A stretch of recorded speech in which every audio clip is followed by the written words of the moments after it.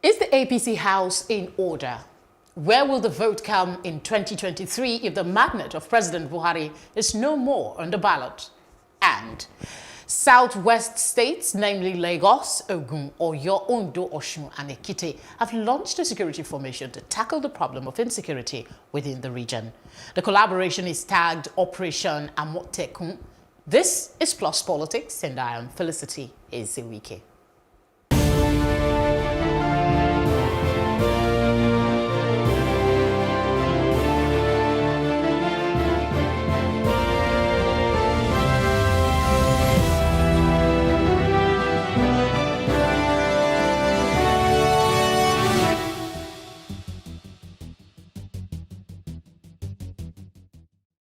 Thank you for joining us. Today on Plus Politics, we'll start things just a little differently. We'll bring you our Plus packages, focusing on the stories that have trended on the news today.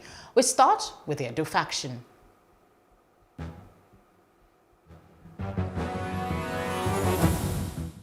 We come to see our chairman of Ward 10.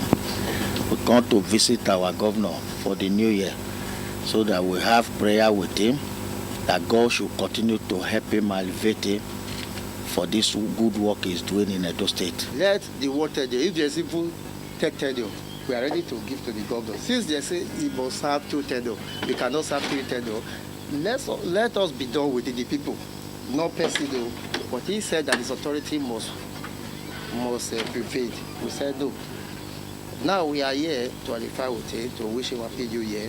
And secondly, to let the whole world know that he voted, that I came from, the national chairman has been suspended. It's a suspension. Parading himself as a national chairman is against the law. But I don't know if people do the penalty. But because if he continues, I believe we end up in jail.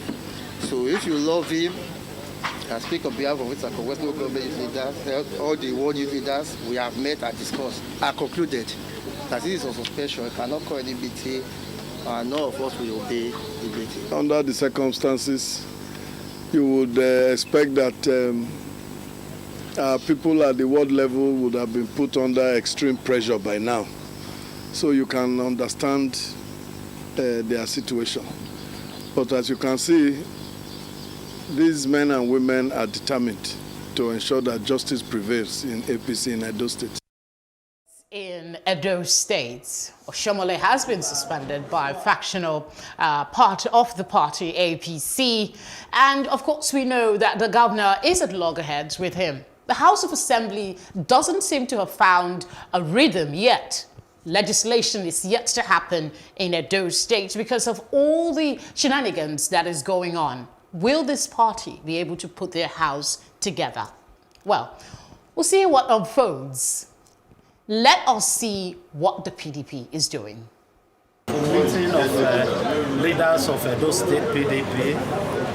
In fact, you can go ahead and refer to it as a New Year meeting, where once again we have stated our resolve to ensure that we win back Edo State.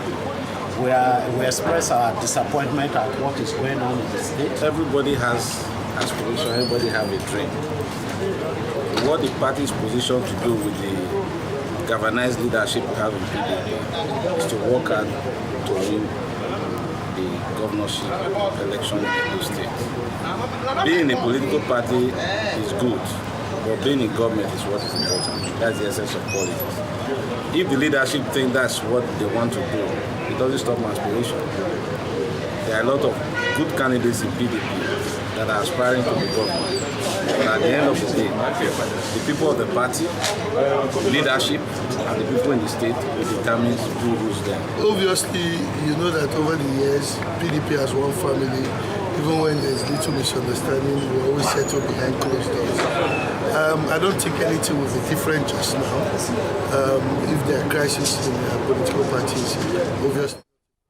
The PDP seem like they're trying to put their house in order as well. Will the APC follow suit? That's part of what we'll be focusing on today on Plus Politics. But for now, let's go on a short break, and when we come back, we'll bring you a little more packages before we bring in our guests. Stay with us.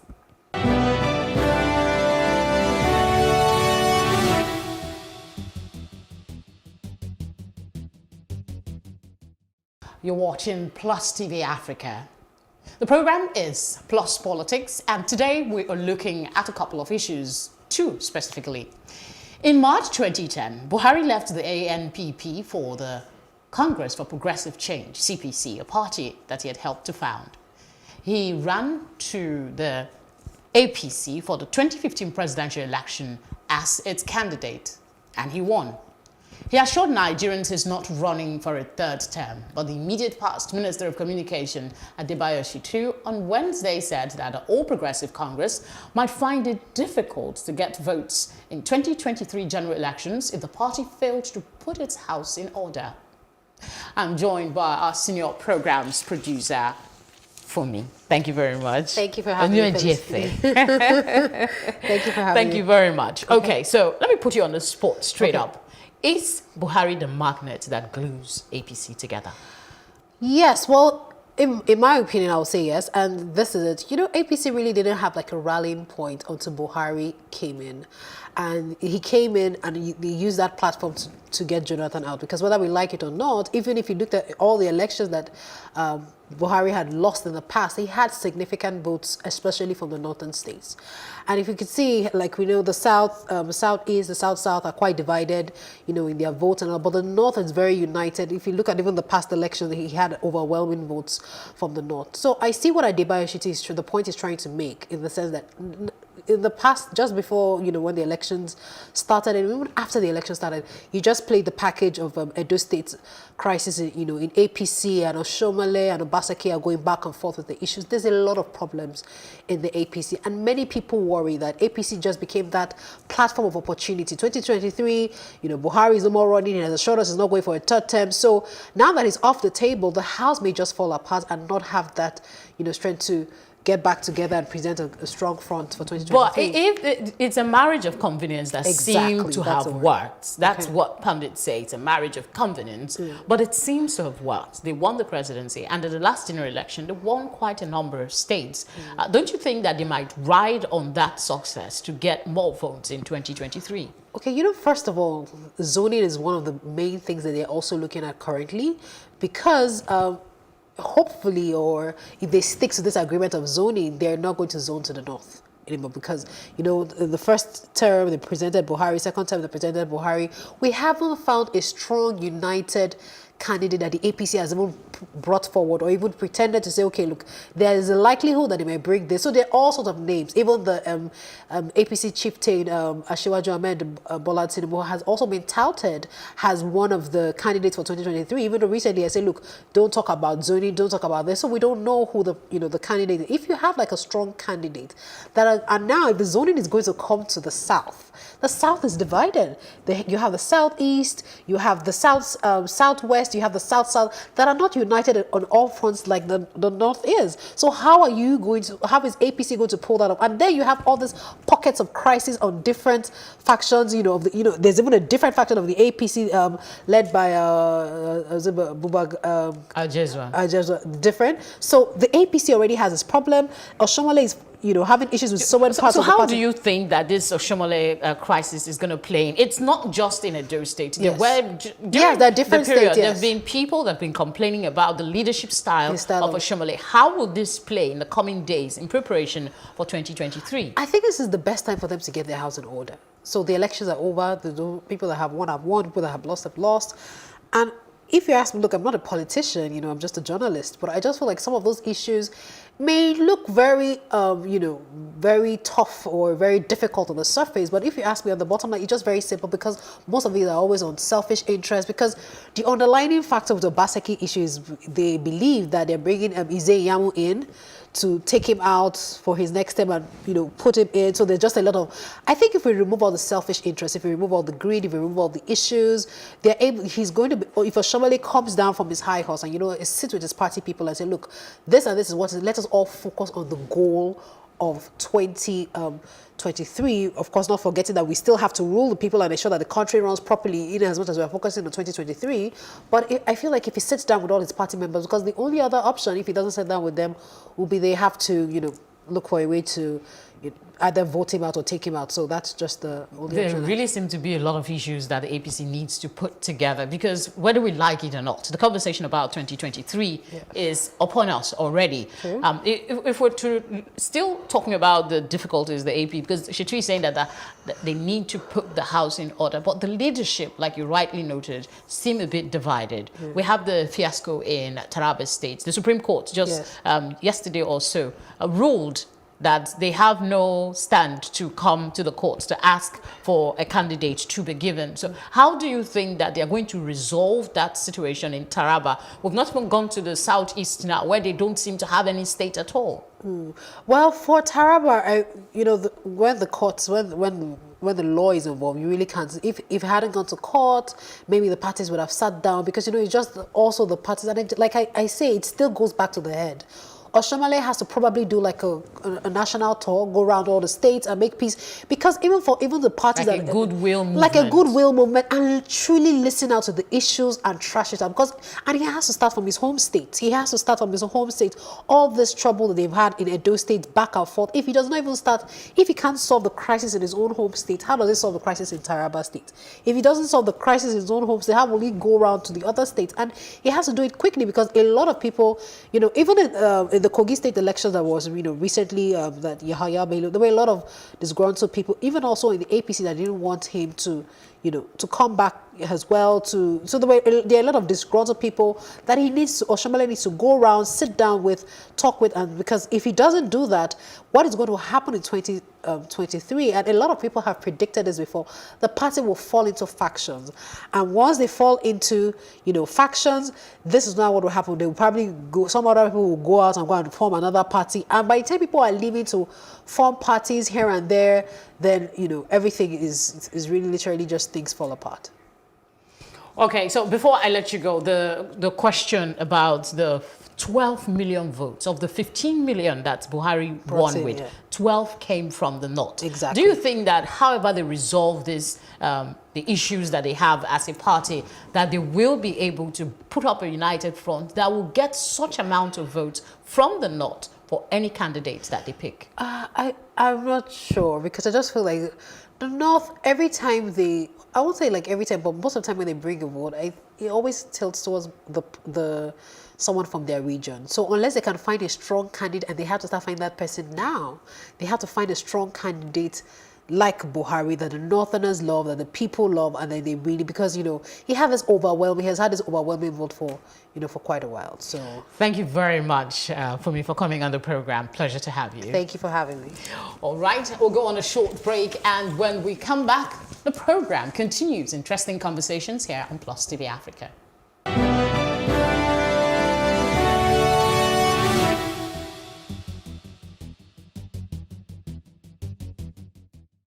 Still on the APC and 2023 ticket, I am now being joined by Mitchell Agatse, a legal practitioner. Thank you very much for joining us. Thank you very much, Felicity. All right, just before you came in, I was speaking with one of our program's producers here, Fumi, and she talked about, the challenges that might face the APC in the coming elections. Do you think really that Buhari is the magnet keeping the APC together?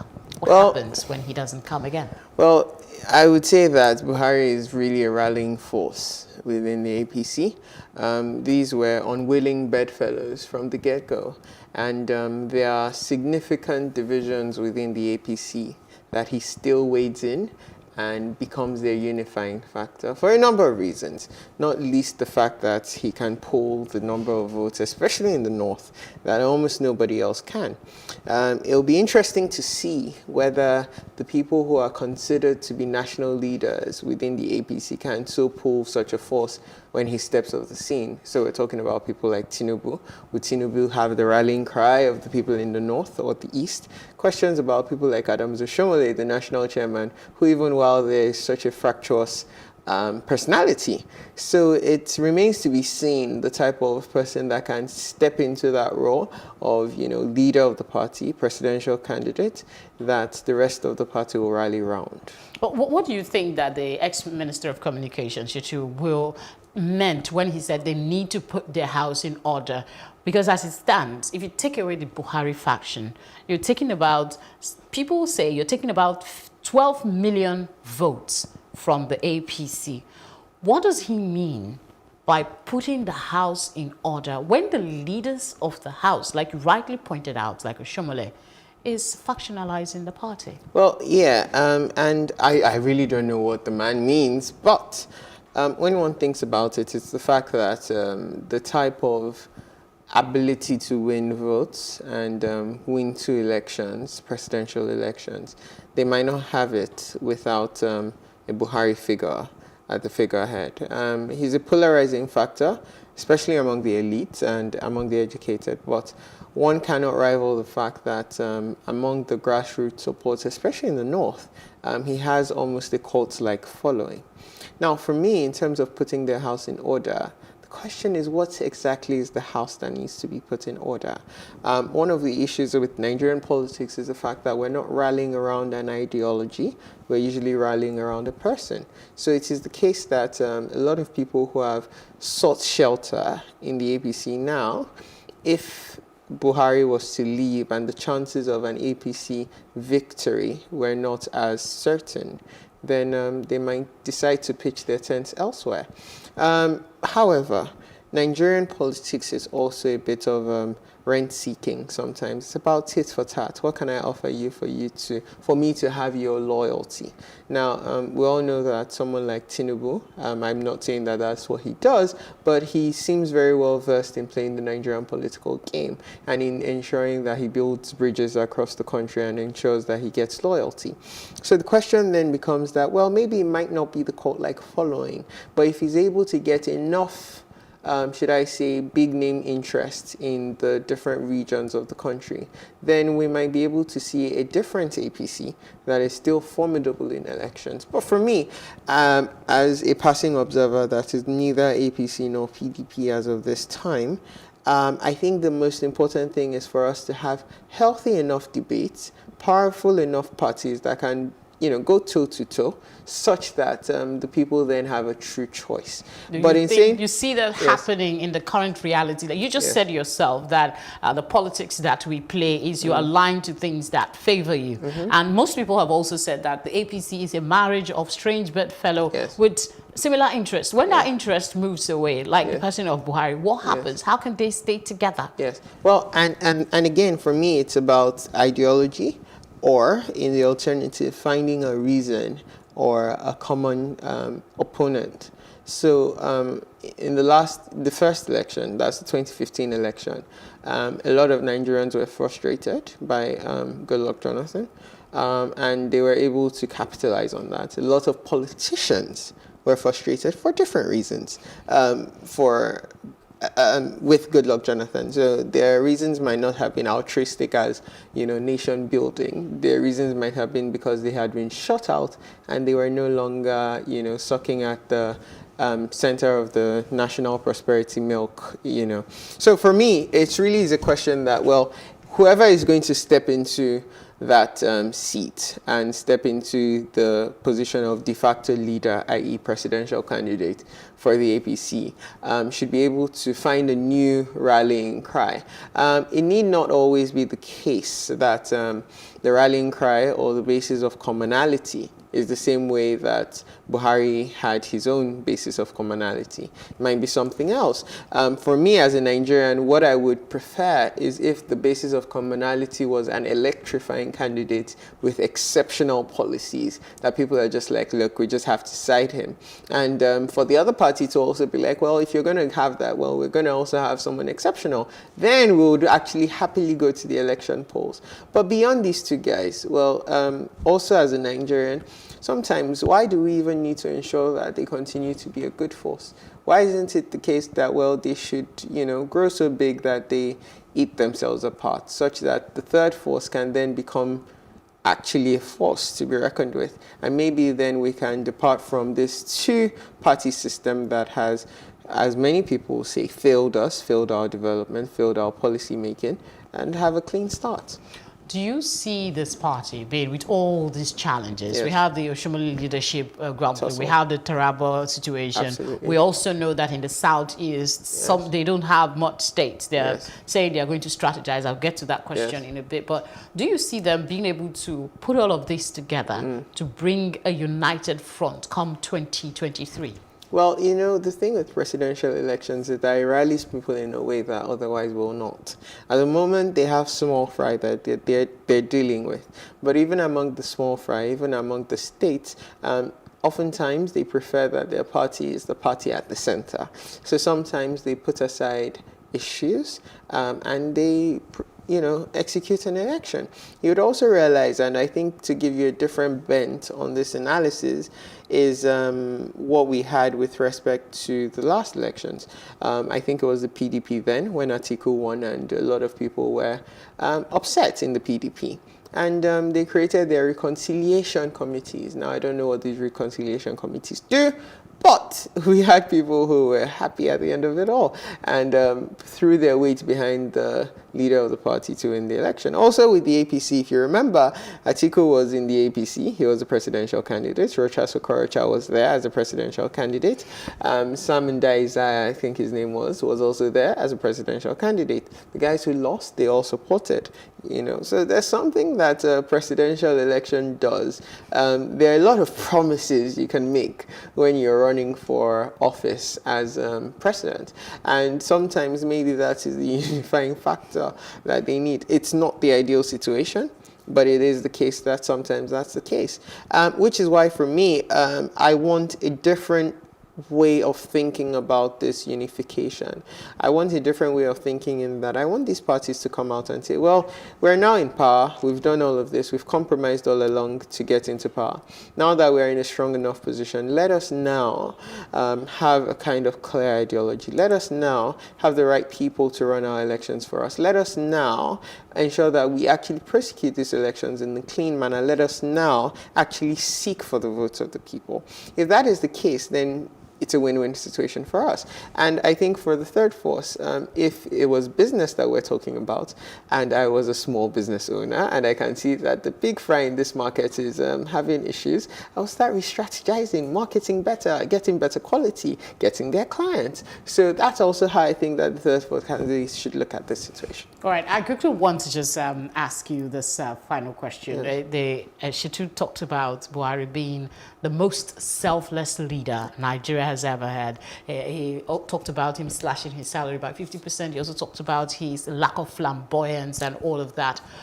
That is his opinion. What is your opinion? Well, unlike Shitu, I've not had the privilege of working in Mr. Buhari's cabinet.